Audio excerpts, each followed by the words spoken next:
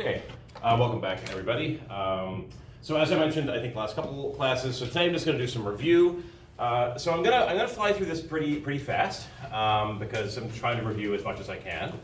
So I'll just spend 30 seconds or a minute sort of on each topic. If anything is confusing, feel free to shoot up your hand or call out. I can certainly definitely answer questions. And then this will be posted on YouTube this afternoon. So if you want to review it, you can definitely do that. Also, I just want to say at the start, so there will be basically one. I have the midterm made up now, so there's one multi-part calculation question. So be sure to bring your calculator because you'll have to work with some numerical values. Although, as I said, all constants like rotation rate, stuff like that, that'll all be given. Does anyone have any questions before we get started? Yes? Is it going to be similar to the layout of the assignments? No, it won't. So the midterm won't be similar in layout to the assignments. But so the structure is going to be there's 50 points worth of multiple choice, so 25 multiple choice worth 2 each. Then there are a set of questions which are like either fill-ins or objectives like that, or like labeling a diagram. So when you go through the review slides, any sort of diagrams that we spent a lot of time on, definitely sort of know what those are all about. And then the last part, or 20%, so it's 50% multiple choice, 30% sort of diagrams and objectives, and then 20% calculation. Yeah. And I'll mention that the calculation is based on the type of questions that you have done on the assignment and in the in-class examples. So know the, and I'll mention as I go through which ones to sort of focus on and what might be a potential topic. Any other questions? Okay.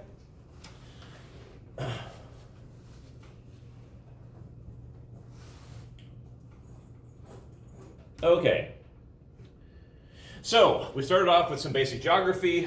So the Earth covers, so the ocean covers most of the Earth's surface, about 70%, and 97% of the surface water is in the ocean.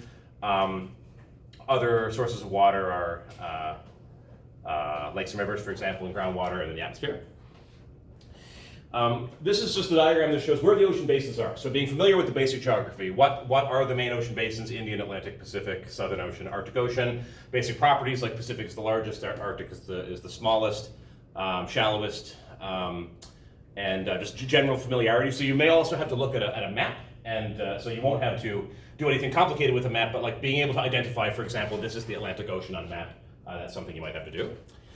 As we mentioned, so the Pacific is about half the area. The detailed, just having a general sense Pacific's largest is important. The average depth of the ocean is about 4 kilometers. If you needed that for a problem, I would certainly give it to you. All the oceans are sort of similar in depth, except for the Arctic, which is quite a bit shallower. The nebular hypothesis we spoke about. So this comes in from the formation of the solar system, so the sun and the planets, and then ultimately it leads into the atmosphere and the ocean formation. So the idea of the nebular hypothesis is that we had this big ball of gas just in space, and that thing self-gravitates, it forms a disk, kind of like, so it's rotating, and then it forms, it sort of spins and flattens itself out, and becomes a disk shape with the sun at the center. The planets form from the disk around there, and those are the protoplanets, so the early Earth. The early Earth starts out very hot and sort of homogeneous, so like all the different rocks are kind of melted and mixed together, but then as it cools down, you get density separation. We get basically these 3 layers mainly. We have the crust at the very surface, that's only a couple of kilometers thick. Then we have this very thick mantle that's a bit denser, has different kind of minerals in it. And then the core at the center, and that's where all the heaviest stuff settles. So all your metals, like iron and nickel, and that sort of stuff, settles down in the core. So the Earth has 3 main layers, the crust at the top, very, very thin, and then a very thick mantle, and then a thick metallic core underneath. Atmosphere and ocean. So the idea of the formation of the atmosphere, the early atmosphere, is that as that Earth was contracting and sort of solidifying and cooling down, all these gases that were trapped in the interior of the planet start getting released through volcanic activity. And these gases include things like water vapor, carbon dioxide is very important, hydrogen. But this is very different from the atmosphere today. So we'll talk later about I'll mention later the atmosphere today is mostly oxygen and nitrogen. But that's not the early atmosphere. The early atmosphere looks like volcanic emissions. And it was actually life, biological processes, that created all the oxygen. And this leads us then to the formation of the ocean, because we have all this water vapor that's going up into the atmosphere. At some point, that atmosphere becomes saturated, and it basically rains out. So we have filling up the atmosphere with water vapor, then we rain out into the form clouds, and then rain out into the low-lying areas, and that fills things up. And then we have the early oceans. And it's an interesting point to mention that because this early atmosphere and the composition was basically volcanic, that means it's acidic, and so that acidic early rain is a contributor to why the oceans are salty, how we got minerals and stuff dissolved in the ocean. So setting the stage for the oceans that we see today is what they look like in the past. And so continental drift is this idea that the continents were previously in different positions than they were today. So here's what it looks like today on top.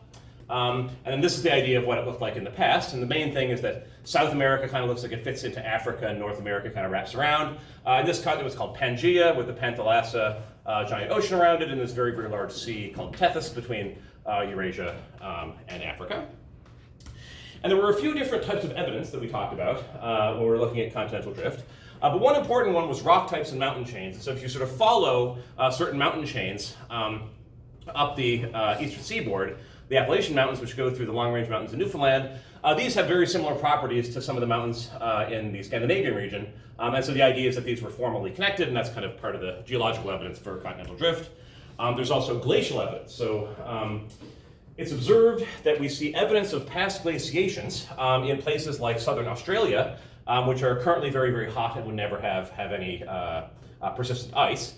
The idea was that these places formerly were down to, when we had the Pangaea continent, places like southern Australia were down towards the South Pole, where it actually is very cold. And so the movement of the continents over time, there's evidence for that from glacial evidence. And we talked about also, could there be other explanations for that? So that is the conventionally accepted explanation. That it's true, you know, that Australia was down near the pole. But there are other ways that you could, in principle, get glaciation in places where we don't have it today. And these are due with large-scale climate change. So we talked about a few ways that the global climate can change. And one way is that if the sun's irradiance changes, so if we get less radiation from the sun. And there are several different ways that happens. One is sunspot cycles, so these little dark spots that show up on the sun, that affects radiation. Those occur in this very, very interesting 11-year sunspot cycles. But the sun can also change over long timescales, billions of years, because of solar evolution. Stars just have a life cycle and they change over time. And that can affect our radiance. There's a paradox in climate called the faint young sun paradox that's to do with this. And then another very important one is changes in the Earth's orbit. So there are a few different parameters of the Earth's orbit that affect how much radiation we get. Not so much overall, but at particular locations. So maybe the globally average radiation doesn't change that much, but the radiation in certain locations does. And one place that we look a lot is in the northern hemisphere, because that helps us form ice in places like Greenland and the Arctic.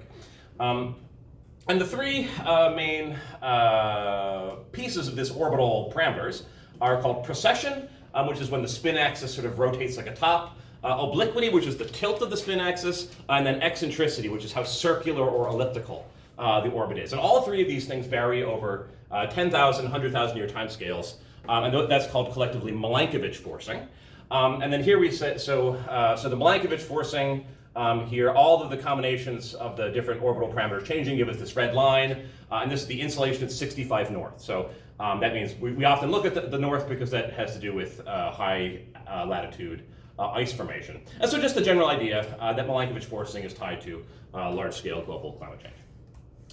And one example of large-scale global climate change scenario is what's called the snowball Earth. So this is the idea that the surface, all the surface water was basically frozen.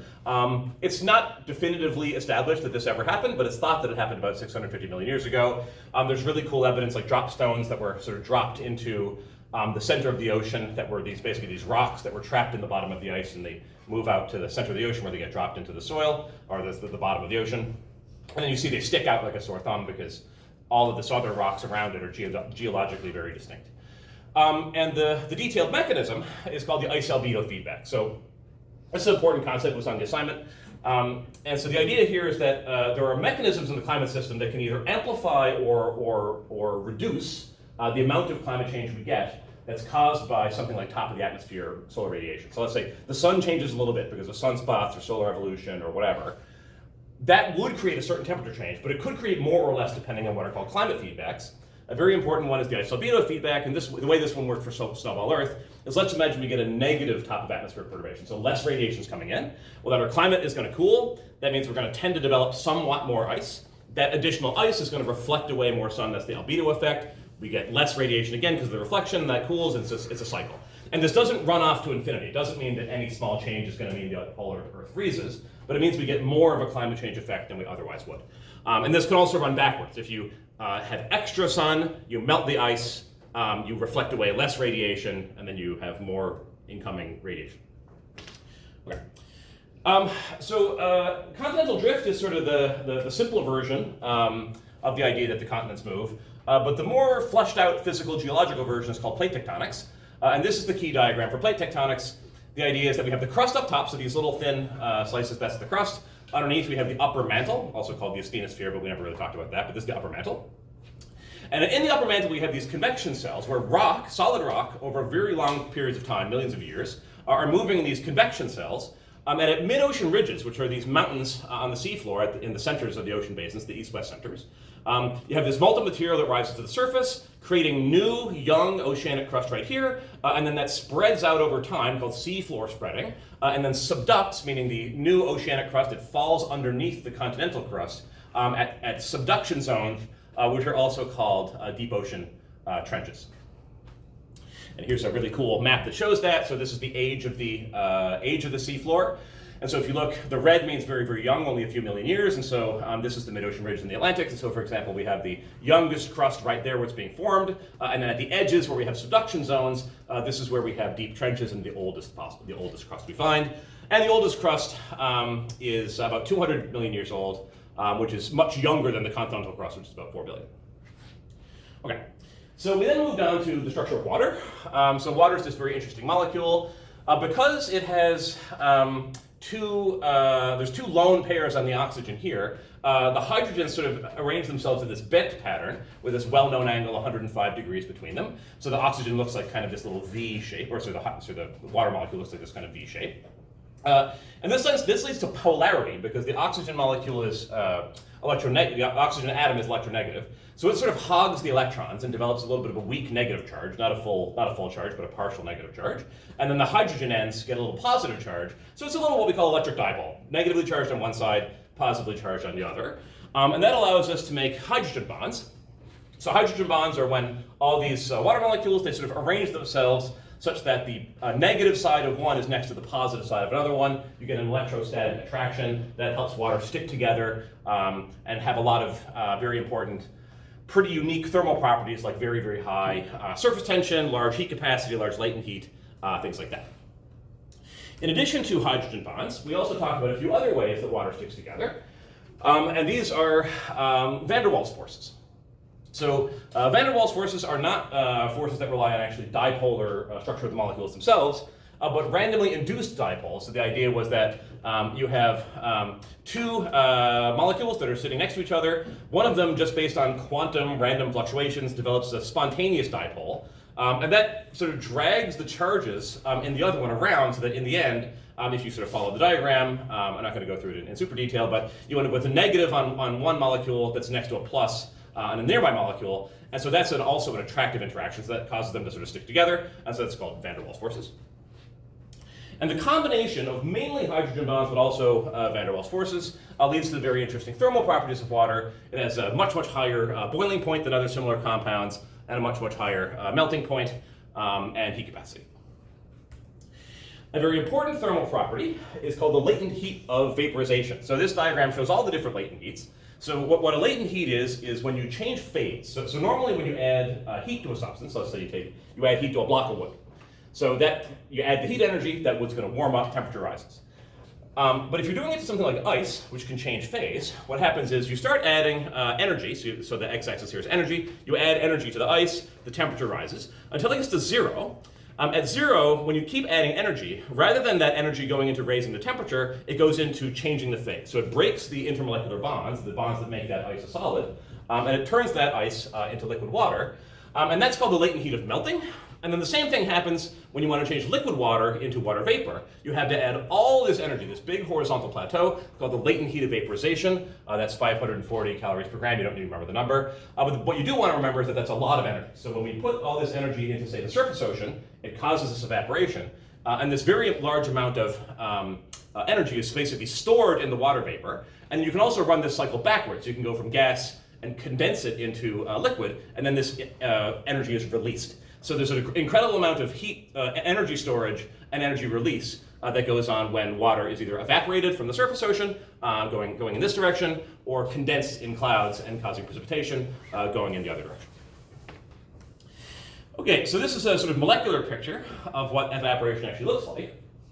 So the idea is that when we have a sample of surface water, so for example the ocean, the surface ocean here, the molecules are not all going at the same speed. So some are faster than others, and so the red ones here are fast. And it's the fast ones that have the ability to escape and evaporate. So it's kind of like the analogy I like to use is escape velocity for a rocket. To fire a rocket to the moon or further away, it needs to escape the gravitational pull of the Earth. So it has to have a sufficiently strong velocity so that it can get out of what's called the gravitational potential well, or just have enough force to break the bond of gravity. And so some of these little fast-moving molecules are going fast enough that it's not the bond of gravity, it's the bond of hydrogen bonds and van der Waals forces, but it's going fast enough that it can break those bonds and sort of fly out the top. And if we think about the distribution of molecular speeds, it looks sort of like this. This is from a higher level course, but we just know there is some distribution. So there's some most likely speed. Speed of zero is basically not possible, and then there's some tail. And then out here you have the fastest molecules, and these are the ones that you tend to lose.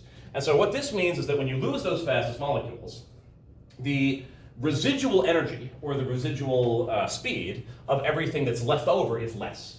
And when we talk about temperature in physics, temperature just means what we define it in physics very often as the average speed sort of the molecules. And so when you lose these fast ones, the average speed of the rest goes down, and that's associated with cooling. And so this is called evaporative cooling. When you lose these fast-moving molecules, it cools the remaining liquid. And so when we have evaporation, it actually cools the surface ocean in the same way that when you sweat, it cools your skin. And so that leads to global transfer of energy.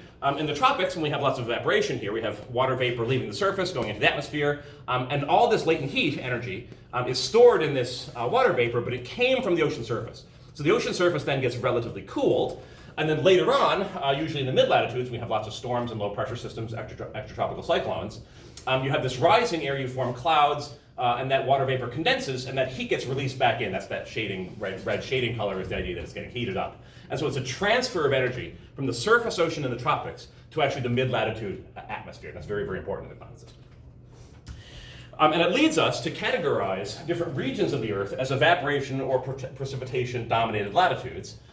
Typically, evaporation mostly happens in what are called the subtropics, so near 2030 north, 2030 south. That's where you have lots and lots of evaporation, and then that energy gets dumped into the mid-latitude atmosphere. You sort of have less evaporation right at the equator because the ITCZ is there, so that's this intertropical convergence zone. So this is actually the converging bottom part of the Hadley cell. So we have air coming down from the north here, coming up from the south here. There's this convergence line in the middle where you have lots of rising air and lots of clouds. And then that actually, because we have lots of precipitation and clouds there, we have a little bit less evaporation because the sunlight's being blocked. Okay, so equation of state. So to understand the motion of the ocean currents, we're sort of using F equals ma all the time. So force, Newton's second law, force equals mass times acceleration. So we need to know the mass to do those calculations. And when you have a liquid, instead of thinking of the mass, you often think of the density, because the mass count depends on how much volume you have. So the density is defined as the mass divided by the volume. And generally, in fluid dynamics and meteorology and oceanography, we figure out the density based on something called an equation of state. And this is a formula or any kind of relationship, might be a computer program-based relationship, that links the density to other properties, other thermal properties, like for example the pressure and the temperature, and in the case of the ocean water, the salinity. And so the most familiar example of an equation of state is the ideal gas law, which says that the density of the ideal gas is equal to the pressure divided by the temperature multiplied by a constant 1 over r. But for any liquid, for any material, basically, an equation of state exists. It just might not be so simple that we can write it in a simple formula, like PV equals nRT, very simple formula. But for water, it's way more complicated than that, but in principle, the density is still related to temperature and pressure for fresh water and temperature, pressure, salinity for salt water. So we can think of, for fresh water, the equation of state looks something like this. So the density is some general function of pressure and temperature, and that curve is drawn here. So here we have the x-axis is temperature, and then the red curve shows the density. So as we go from higher temperatures on the right to colder temperatures on the left, we see that this curve increases, so we're cooling it, and the density is increasing. That happens all the way down to 4 degrees. 4 degrees is a very special temperature. That's where the maximum density of water is reached. And then when we cool below that, because of sort of peculiarities of the way that water works at the intermolecular level, the density starts to decrease. And so what this means is that very, very cold water near the freezing point is actually less dense than slightly warmer water, and so you can have a cold lens that floats on top. And we talked about how that affects freshwater lakes. But this is not true for seawater. So for seawater, we have the normal thing that happens is that as you decrease the temperature, the density continues to increase. So that brings us to the idea of salinity. So the difference between freshwater and seawater is the salinity primarily. So the definition of the salinity is that if you take a sample of water, say 1 kilogram, it's the salinity is defined as the mass of salt in that sample divided by the total mass. So it's not the ratio of salt to water, it's the ratio of salt to the total density. And so for example, in this case, we have 1 kilogram of sample that contains 34.8 grams of salt and this number of water molecules. And so the salinity here would be 34.8 parts per thousand. And that salinity is made up of a whole bunch of different things, but the main components are chloride and sodium, so this is NaCl table salt, the main components. And then there are other components like sulfate and calcium and dissolved carbon dioxide and lots of other stuff happening in smaller amounts, but if you mainly think of it as being sodium and chloride ions, that's pretty accurate. There are several ways to measure salinity. So we talked about a few different methods. A very, very simple one is evaporation, just evaporate the salt, evaporate the water rather, and weigh how much salt is left. There's also this method called the method of constant proportions. So this is based on the idea that salt ions in the ocean, they live in the ocean for a very, very long time. So before, they come off of a rock initially, and then later on they might go down a hydrothermal vent. But in between those two times they're born, and then they go somewhere else. And in between, they're going all around the ocean, they're getting mixed and mixed and mixed over thousands and thousands of years. And what that means is that the salt ratios, because everything is stirred up over such a long period of time, the ratio of, say, chloride to sodium to sulfate, that's very, very uniform all around the ocean. That's called the principle of constant proportions. And what that means is if we can measure one component, like say we can use a titration to measure the amount of chloride, then we can infer, based on those constant ratios, how much of all the other things are there and compute the total salinity. So that's another way. The standard way that is actually done in oceanography is using electrical conductivity. So salt water, the more salt you have in it, that's the more charged ions that can carry charge and carry current. And so conventionally today in oceanography, what we do is we measure the conductivity of the water, and then the more conductive it is, the higher the salinity, and you can calibrate that to get a detailed measurement. And the last one I mentioned was the refractometer. The salinity, so as light passes through an air-water interface or any interface like this, the light bends, and it can create cool optical effects like this, where you look from the side. This is called the bent stick effect. It looks like the straw is broken. And based on this principle of how much the light bends when it goes through a sample of salt water, you can back out the salinity. Okay. So once we have salinity in the picture, that means we can now look at the full equation of state for ocean water. And what we said was that the full equation of state for seawater is very, very complicated. And it's a 200-page book or so on how to do it, and it has to be done with a computer. But we can use a much simplified equation of state called the linearized equation. And that looks like this. And the key idea here is to note the signs of these two different terms. So it says that the density of the seawater equals to some background density minus a term that has to do with increasing temperature. So as you increase this temperature, which is the temperature of the sample in consideration, as you increase this T, that means this negative term is getting bigger. So you're subtracting off the density. So you're raising the temperature and the density is getting smaller, getting lower. That makes sense. And then when you add salinity, the density gets higher because you're sort of cramming more salt into the sample. And so if you were having to use this formula, I would give you all of the constants. But just understanding the signs of the terms is the main thing, and understanding why one is plus and one is minus. We have different words, sort of pieces of terminology for characterizing waters that have different levels of salinity. So in general, if you just make an open ocean measurement, some random location, you'll tend to get an answer of about 35 parts per thousand. That's the same as 35 grams per kilogram. But in some areas, it's different from that. It's not 35 everywhere. So in coastal areas where you have a river outlet, so I don't have a picture here, but if you imagine there's a river, freshwater river dumping water into the ocean, you get a mix of salty and fresh, and that's called brackish. It tends to be about 10 parts per thousand. And then also in certain locations, the water is called hypersaline, and it can get up to hundreds of parts per thousand, maybe 300 or so. And that happens in places like the Dead Sea, the Mediterranean Sea in general is also very, very salty. That tends to happen when you have sort of a body of water that's not mixing very well with the surrounding waters and is subject to a lot of evaporation, a lot of direct sunlight. Over time, the salinity can go up and up and up. And then the higher the salinity, the higher the density, and then sort of the easier it is to float. Which brings us to Archimedes' principle. So Archimedes' principle is the formula that you can use to calculate the buoyant force. So any object that's submerged in water, either partially submerged or fully submerged, has a buoyant force that pushes it up. And that's true for things that are lighter than water, and it's true for things that are heavier than water. So even if you're heavier than water and you're going to sink, you still weigh less when you're submerged than when you're on land, because there's a force pushing you up.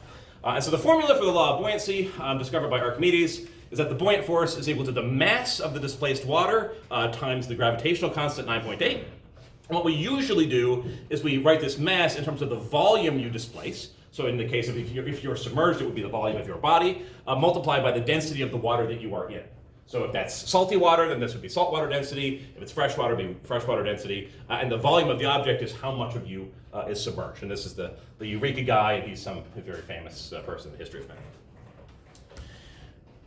Okay.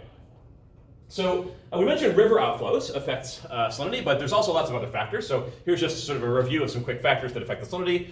These all reduce salinity. So when you have precipitation like rain or snow falling on the water, that's adding fresh water that dilutes the salt, reduces the salinity.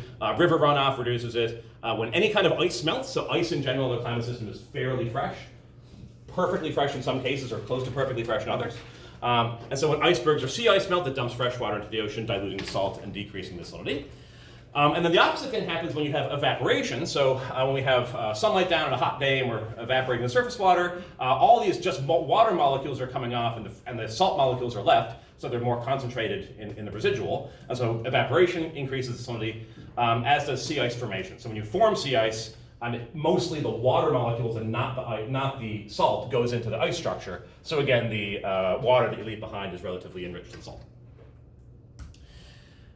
In terms of a global pattern, salinity has a few different kinds of variations. So we're going to talk about variations with depth and variations with latitude. So this is showing latitude first. So the green curve here, so the y-axis here is latitude, South Pole, North Pole. And what we see is, generally, we have a larger salinity in the tropical region. So especially at in the two sort of subtropical peaks, we have high salinity there. That's because we have a lot of evaporation at those locations. Right on the equator, it's also relatively high compared to, say, the poles, but it's a little bit lower because we have a lot of precipitation there and some clouds and things like that, and so it's a little bit of a local dip. And then up in the polar regions, in the mid-latitudes, there's more land and there's more river runoff, and also there's precipitation from storms, and so that lowers the salinity there.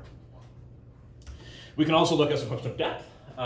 And so here, this is showing the characteristic typical salinity profiles, so going down from the surface at the top down to the deep ocean at the bottom. And then there's two curves here. One is for low latitudes and one is for high latitudes. The low latitude curve is on the right because that has, at low latitudes, that means the tropics, so evaporation, so you have a high salinity. And then the high latitudes is polar, lots of river runoff and that kind of thing, but lots of precipitation, and so you have a low surface salinity. But then both of them exhibit this same structure, which near the surface, you have this uniform layer called the surface mix layer. That happens because you have winds and thermally driven convection, other kinds of turbulence, that basically stir up and homogenize this surface mix layer, make the properties uniform. Then at depth, over very, very long periods of time, thousands and thousands of years, the deep part of the ocean gets basically approximately sort of well mixed, so the salinity is pretty uniform. And so to connect the surface mix layer, which is different between the low latitudes and the high latitudes, to this uniform depth, there's this layer called the halocline where the salinity changes pretty dramatically. And that tends to happen. The surface mix layer is about the top 100 meters or so, and then the halocline is from about the base of the mix layer, say 100 meters depth, down to about 1,000 meters. Very similar structure is observed if you look at temperature or density measurements. So on the left side, I'm showing temperature here. So this is low latitudes.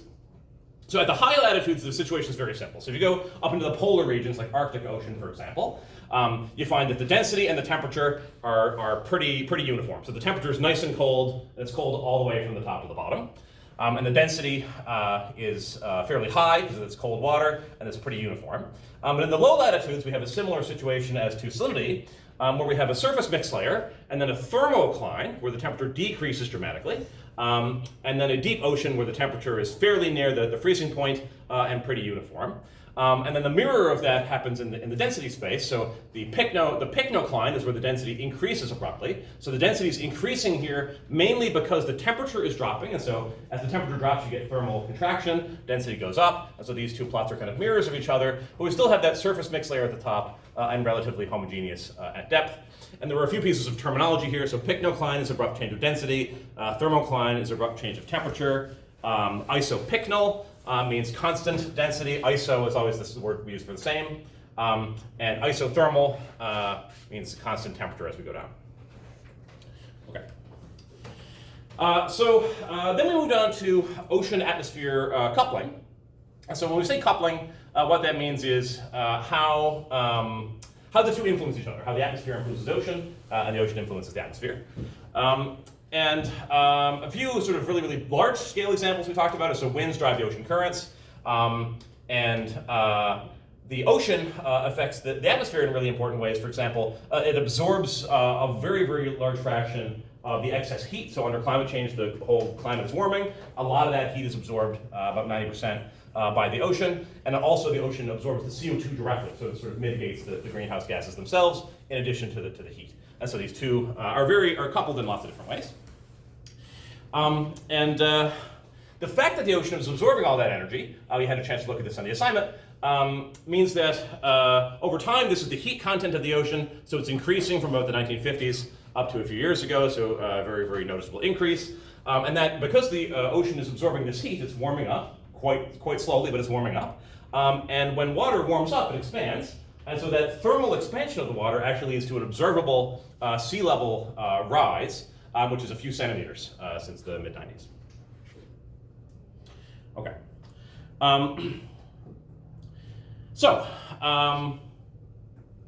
What drives the atmospheric flow?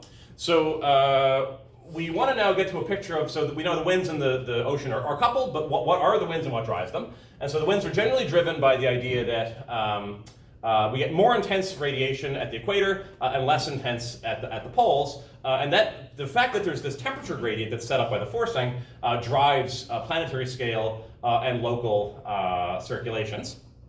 And we discussed this idea that not only is the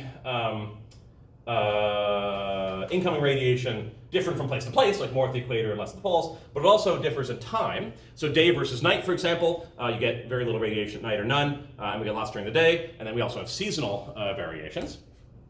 So this is a diagram that shows how the seasons work. So often people think that it's a common misconception that the seasons are related to the eccentricity of the Earth and the Earth sort of being closer or further away from the sun at different places. That's true in a small sense that the differences exist, but that's not the cause of the seasons. The main cause of the seasons is that the Earth rotates, and it rotates on a tilted axis. So the spin axis of the Earth is not vertical, so it's not normal to this plane or the orbital plane. So the Earth orbits the sun in this plane called the plane of the ecliptic, but the rotation axis is tilted relative to that, which means that some places, so for example, over here, this is representing the summer solstice, so June 21st so northern hemisphere summer. And so in northern hemisphere summer, our spin axis is tilted towards the sun, so the northern hemisphere gets more sun than usual.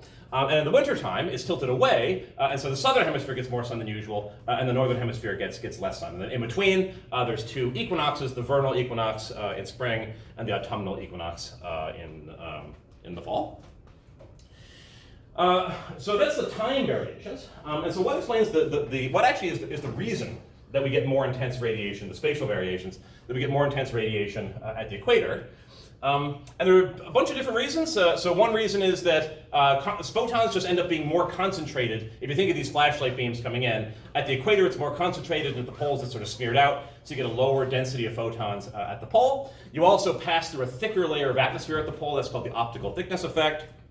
Other effects are albedo, so at the polar regions, the light tends to come in at a more slantwise angle, and when it comes in at a shallower angle, it bounces off the ocean a little bit easier. So the albedo is higher in the polar regions.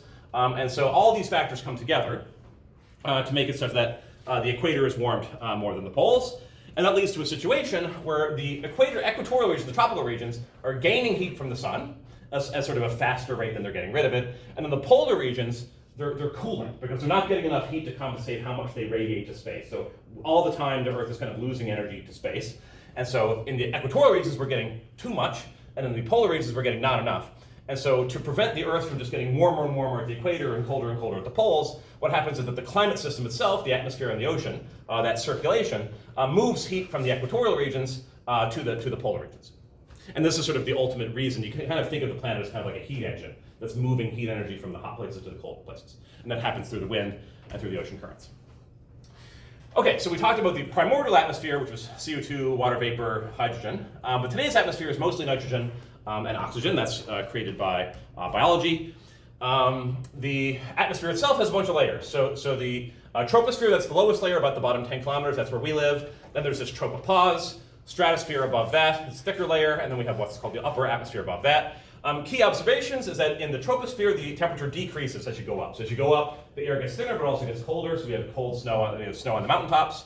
And that trend reverses in the stratosphere. And as you go up in the stratosphere, the temperature rises. And that's because there's all this ozone in the stratosphere. That ozone is very good at absorbing solar photons. When the ozone molecules get hit by a photon, they absorb it, and then they warm up. And so the stratosphere gets heated, and it creates this very stable stratification. That's why it's called the stratosphere. So we mentioned that when we have this difference in temperature, we're all familiar with the idea that warm air is going to rise up and cold air is going to sink. And so these things are tied together in what's called a convection cell, so just some large circulating cell. And this buoyancy effect can be driven by thermal effects, but also by moisture. And we pointed out this interesting example that actually, although it's kind of unintuitive, I think no one really expects this, but moist air is less dense than dry air because water molecules weigh less than nitrogen and oxygen. It's because the hydrogens in water are very, very light. They're atomic number 1, so they only have 1 proton. So they're very light, whereas oxygen and nitrogen are heavier atoms. And so moist air, for that reason, is less dense than dry air. So we can go beyond just the idea that warm air rises and actually start to calculate the rate. And when we want to calculate the rate, we want to look at sort of normal physics concepts like free body diagrams. And so we can imagine if we have a warm parcel of air embedded in cold air, how would the forces look? Well, you'd have a buoyant, if this is our parcel, you have buoyant force pointing up and gravity force pointing down. And we worked out sort of the mathematics of this using the formula, Archimedes' principle for the buoyant force. And you can find that there's an acceleration of this parcel that's related to the density difference divided by the density of the parcel. And this is sort of a few line force calculation. And this is the kind of thing that you might be asked to do something at this level on the test, or understanding the basic concepts. Pressure is very important. So we talked a lot about pressure. This ties into geostrophic balance. It ties into weather maps and this kind of thing. So the idea is that pressure is the force that squeezes everything. So in the atmosphere and the ocean, all the parcels of air and water are getting squeezed all the time from all the different sides. And so, for example, we have some box of air. It's getting squeezed from the right, top, bottom, left. But the pressure is not the same everywhere. It's not uniform. So some places the pressure is higher than others. So if you have a situation where there's high pressure on one side and low pressure on the other side, both sides squeeze, but one side pushes harder. So the high pressure is going to push harder than the low pressure pushes. And so overall, the high pressure is going to win a little bit, and there'll be a net force to the left in this case. And so the pressure force, or also called the pressure gradient force, always points from the high pressure region to the low pressure region. That's universal. So whenever you have a pressure difference, the pressure force always points from high to low. That doesn't mean things will always move from high to low, but that's always the direction of the pressure force. Okay, so how does these things play out on the surface of the Earth? Well, we have higher radiation coming in the center. We know warm air rises, so you're going to have rising air there. We have the coldest part of the Earth is the poles, so you have sinking air there. And so if the Earth was not rotating, we would probably imagine some kind of cell like this, where a large-scale convection cell that redistributes heat from the equator where we have too much heat to the poles where we don't have enough. And this is a good conceptual model, and I think this is sort of similar to what happens in some other planets like Venus. but doesn't happen on the Earth. It's not realized because the Earth is rotating, which has a big effect. So to deal with rotation, so rotation brings in this idea of inertial versus non-inertial frames. So this is a sort of a physics-y slide, but the basic idea is just an inertial frame is if you're stationary or you're moving at a constant speed. So if you're in a truck moving at a constant speed in space, so you're not on the Earth, or you're just sitting there, that's an inertial frame. Whereas non-inertial is everything else. So if you're in any kind of frame of reference, like a car or a spaceship or a truck or whatever, that's accelerating, either accelerating linearly or making a turn or going around in a circle. If you're curving or doing anything other than going in a straight line, it's a non-inertial frame. And so the idea is that because the Earth is rotating around, we're all sort of executing these circles all the time. And so we're accelerating with centripetal acceleration. And so the Earth is a non-inertial frame. And so we said, what were the consequences of that? We looked at this cool video of them on the merry-go-round. And what they found is when they try to do physics experiments, like throwing balls around on the merry-go-round, it appears that they don't work like normal Newton's laws, because things sort of curve instead of going straight. And so that's called the Coriolis force. And the way the Coriolis force works is you are deflected in the northern hemisphere to the right of your direction of travel. You can see also that there's a really cool aspect of the Coriolis force, which is that it's stronger some places than others, and namely it's very weak at the equator. So this is showing hurricane tracks, and hurricanes take advantage of the spin, the Coriolis force, the planetary spin, to get going. And so right at the equator, the Coriolis force is zero and very weak near the equator. And so there's no hurricanes right near the equator, but once you get off the equator, we see lots of hurricanes. So this was showing this idea. So Coriolis force depends on latitude. The formula, so you definitely want to be familiar with the formula for the Coriolis force. You will be given the formula if you need it, and all the parameters, but understand, so this is there's two components. It's a vector valued thing. So this is the east-west component. The east-west component has to do with the north-south flow. So V here is the north-south flow.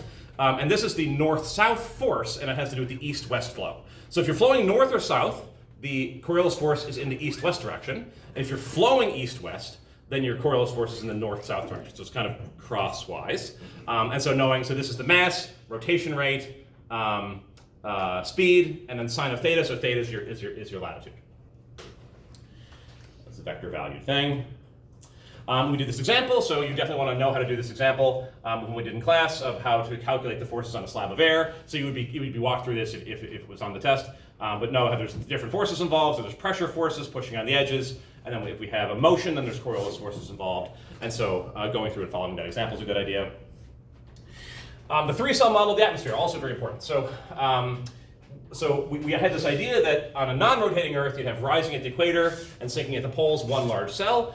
Because of the Coriolis force, that one large cell gets broken up into three cells. The Hadley cell closest to the equator, the Ferrel cell in the mid-latitudes, and then the polar cell in the polar regions. And the key thing to remember here is that these cells have rising at the equator, and then there's three cells, and then beyond that, they fit together like interlocking gears. And if you know those three facts, which are relatively easy to remember compared to remembering the whole diagram, you can piece it together logically.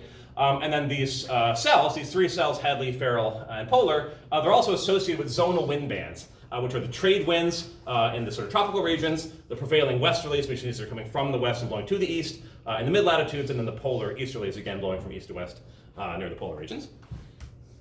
The three cells are much stronger in different. So this is the this is the winter season, and this is the summer season, northern hemisphere summer, northern hemisphere winter. And if you compare the seasonal cases to the annual average case, you see that the circulations in the seasonal cases are much more vigorous. And so this is just a general thing. When you look at climate data, if you look at an annual average, you always wash out seasonal variations that can be very interesting. But the real data sort of backs up the conceptual picture. We talked about weather prediction. So we've mostly been talking about climate, these cells, Ferrel and so forth, those are the climatological cells. But weather is also very interesting. And we talked about this famous example called the Lorentz equations. So the Lorentz equations are a model of thermal convection. And we saw this very cool phenomenon where we started off two simulations and they look very similar. The initial conditions are different by only a tiny fraction, a quarter of a percent or something. And then after time, these two things diverge from each other to the point where they no longer resemble each other at all. And that's called sensitive dependence on initial conditions, or also called chaos. And what that means is that weather prediction is very difficult because the mathematics of the actual weather models is very similar to the mathematics of this model, just more complicated. It's the same kind of class of equations called nonlinear equations. And what that means is that a tiny difference in the initial state, or our initial observations, could lead to major differences in the prediction, and that's one of the fundamental challenges of weather prediction. Here's just another way of saying the same thing, so you can take a look at the slide. But in many cases, even though weather is very difficult to predict because of the sensitive dependence, climate is pretty robust. And so this is the climate called the butterfly attractor or strange attractor for Lorentz equations. And it shows that even though we can't say where the system will be on Tuesday of next month or whatever, we can say that in general, it likes to hang out sort of in this very particular structure, and in particular, it's not up in the corner or down here or random places. It just tends to be on this sort of these two butterfly wing sheets. And so we can know something and predict something about the climate, even if predicting the weather is very difficult. So real weather systems are highs and lows. So this is very important. So the principle of geostrophic balance. So geostrophic balance means that the Coriolis force and the pressure forces balance one another. We saw that in the slide example. And so when you have a low pressure system, the geostrophic balance means that you have a counterclockwise rotation around the low pressure. And then you also have the air falling into the low pressure to some extent. So you can think of the low as an absence of air, you falling in and filling up that low. Around a high pressure, it's the opposite. So you have a clockwise circulation. This is in the northern hemisphere. And you also spiral out of the high a little bit. So the high kind of has too much air, and the column evacuates a little bit by having air sort of spiral out. And in the southern hemisphere, everything is reversed. So in the southern hemisphere, the circulations would all be reversed. Sea breeze is a local weather phenomenon. So you have rising, so you have a hot day, you have coastal region and water. And so the water warms up more slowly when under the same amount of insulation because it has a high heat capacity. So the water warms up more slowly, ends up relatively cool compared to the land. So you have rising air over the land that's filled in by a strong breeze from the sea, and that's called the sea breeze, and the opposite thing happens at night called the land breeze. Jet stream, also in geostrophic balance. The jet stream circulates around the planet, and it's these sort of tightly lined up pressure lines represent the jet stream. It's flowing in this direction. Coriolis force is to the right, so the Coriolis force points south, and then the pressure force points from the high pressure, which is down here, to the low pressure, sort of over the polar cap. And then hurricanes, were sort of the last topic that are on midterm. So hurricanes are these very, very deep low pressure systems. They, just like all low pressure systems in the northern hemisphere, they keep the low on their left, so the flow circles around counterclockwise. As those parcels are circulating around, they're keeping the low on their left. Deep low pressure in the middle. Hurricanes take advantage of this latent heat of vaporization. That's a huge part of the heat engine that keeps them going. Last couple things. Hurricanes require warm water. They require the Coriolis effect. That's why they don't form the poles. Wind shear is really bad for hurricanes because it breaks up their structure. And hurricanes are moved around. Basically, you can think of them as corks floating in a river. So they sort of move with the wind. So they move with the trade winds. So the trade winds blow them from east to west. And then this thing called the Bermuda High causes them to circulate around the high pressure. That's a sort of climatological high that just tends to be there. And the last topic is the storm surge. So the storm surge is one of the most dangerous aspects of hurricanes. What happens is the hurricane's going to make landfall, so it's propagating this way, maybe embedded in the winds. And then part of the hurricane blows the water. The air is blowing directly towards the coast, and that causes the water to pile up on the coast and come ashore, and can cause a lot of flooding, and it can be very dangerous. Okay, great. So that's it for the review. So that should cover the majority of the topics. So it's not the case that necessarily every single thing on the test was covered in the review, but that's a great place to start. So if you can work from there. And I'll post the video as soon as possible in case you want to review it. Other than that, please remember your calculators, and I will see you on Friday. And it's just in this room.